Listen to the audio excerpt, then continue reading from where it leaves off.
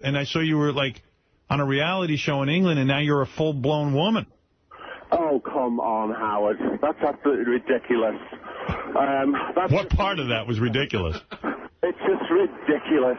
What is? Just myself. What a pile of crap. The media run with their own kind of shit. And you know what? I really don't read it. I'm not online.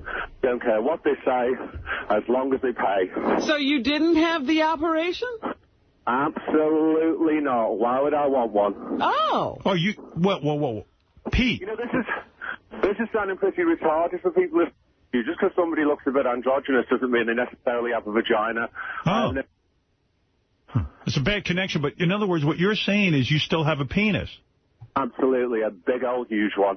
Do me a favor, hit your penis against the phone so we can believe you.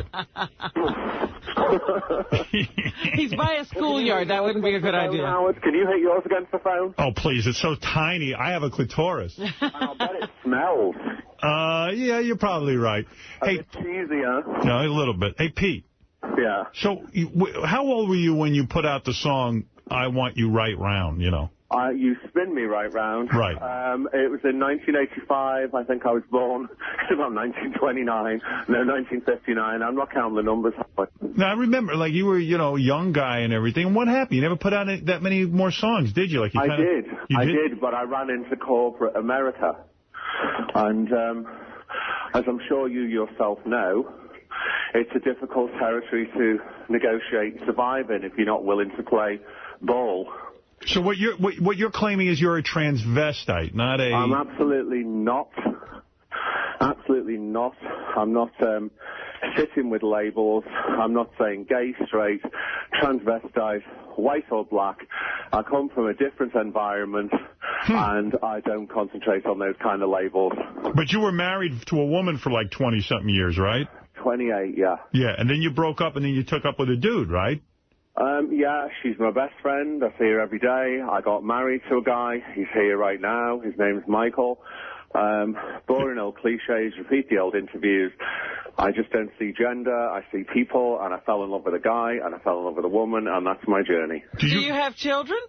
No, my husband has a 10-year-old daughter. Oh. Do you have titties? Do I have kids? No, my husband has a 10-year-old daughter. I don't have them. No, I mean... stretch marks to do my bikini in. No, I don't mean kitties. I mean, do you have breasts? Do you have female breasts? Do you? No. But but I mean, when you dress as... when you dress in your style, you never go with boobies, right? Absolutely not. Wow, boy, I didn't know that. I was telling people you became a woman. No, at my advanced age, I work out like a son of a bitch, and I could probably crush your head between my thighs. No, I could see you're a powerful guy. I really can.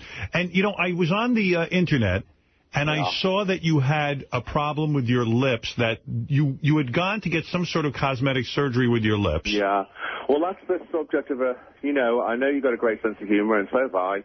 And that is now running into a multi-million-pound cosmetic surgery lawsuit in England, in the High Court of Justice. Well, I felt sorry for you because I saw that I nearly died, Howard, so I can't really joke about it. It went into the kidneys, went everywhere, thrombosis in the arms, and that's the consequences sometimes. I'm not joking about it. I was very sad. That was just a lip operation cause all that problem? What were you... It was a simple injectable. It was a simple injectable that was put in, and 4 years later...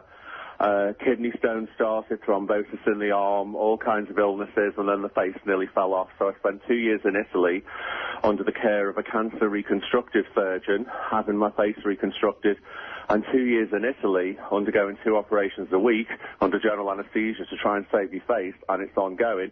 It's kind of not that much fun, really. It takes away your health, it takes away your life, it takes away so much, you know? Are you okay now?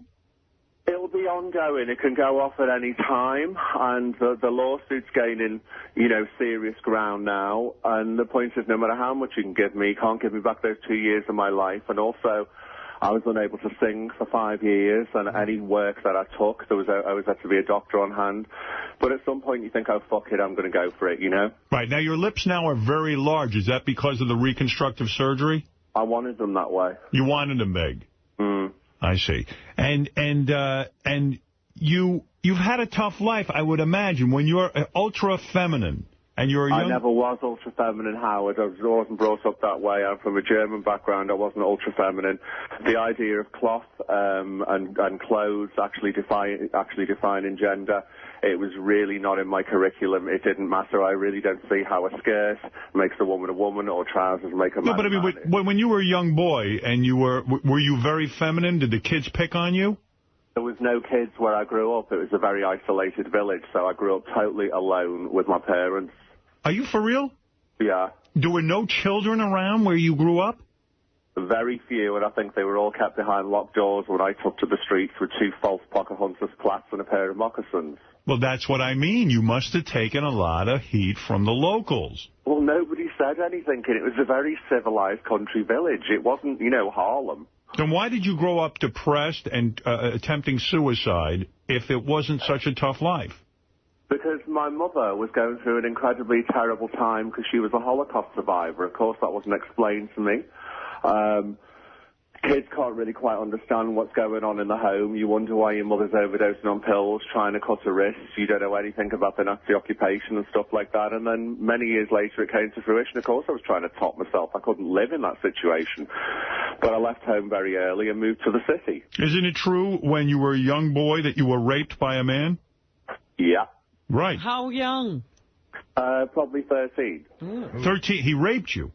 Well, I don't know. I didn't say no, and he forced it. So that's the past, and I guess it's a trial by fire and an initiation. And at that kind of age, you know, if nobody told you it was wrong and you weren't beaten and harmed and stuff like that, you just get on with life, don't you? I don't know. I mean, it's hard to get over when you're raped. I mean, how did this guy get you alone, and how did you know this guy?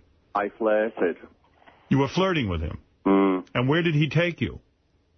To a place in the country village a long time ago. I mean, I don't even remember. It was a quick up the bum and gone. You know what I mean? He put it in your ass. Well, you know what, Howard? I'm sure your wife put her finger in your ass. Oh, no. She's never tickled your prostate? No one's allowed in my ass. Why?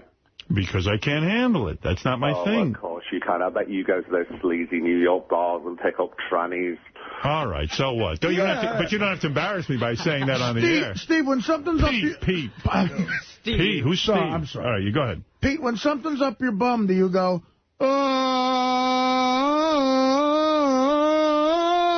Which is our favorite... I'm just going to ignore that question. What do you do when something's up your ass? I make the same exact noise, actually. My favorite part of that song, Pete, my favorite part of the song is when you break out into It's a great moment in music. I love it. Thank you. I really, truly do, and I'm not kidding you about that. All right, Howard, tell me all about Anna Nicole. You met her plenty of times. I loved her. I'll tell you about Anna Nicole. She took great offense with me, and I don't know why. I'm trying to remember what her problem was. One time... I've got to tell you something here. A long time ago, when I'd say it's probably the 90s or the 80s, I can't remember, I don't mark dates, when I was going through a really bad phase of depression and trying the Prozac and it wasn't working, I was completely down on my luck. I bought your books and they made me scream with laughter. Really? Especially all that stuff on Oprah and I'm not even going to say it on the air. I fucking loved your books. You got me out of a dark hole of no humor. Well, thank you. I do appreciate that, and I was fascinated to find out what happened to you. And genuinely upset when I saw that tape of you on the Internet with your lips, it was like a yellow pus flowing out of your lips. Yep. And that's part of the journey, isn't it? The thing is, people that this happens to don't usually speak about it. They all disappear underground. I mean, I'm sure I'm not the only person or the only person in the public eye that's had cosmetic surgery disasters. What would you say? What would you say to someone who wanted to get their lips done now? What would you tell them? It's not just lips, Howard, is it? It's breasts, it's butts, it's Botox, it's everything. Err with caution and be aware that there's always a price to pay. Would you get Botox now? If you started to see wrinkles on your face, would you now get Botox after everything you've been through? Well, Botox never did me any harm, and if I could Botox my life, I would. You know what I mean? So I'm not opposed to any of those things whatsoever, but there is usually a price to pay, and there's a lot of highly unqualified doctor do-it-alls out there shooting people up with all kinds of shit and unable to help them through the consequences. Now, what are you doing now? I did my first gig in 5 years on Saturday night, which is at the Astoria in London. It was supposed to be low-key. It was over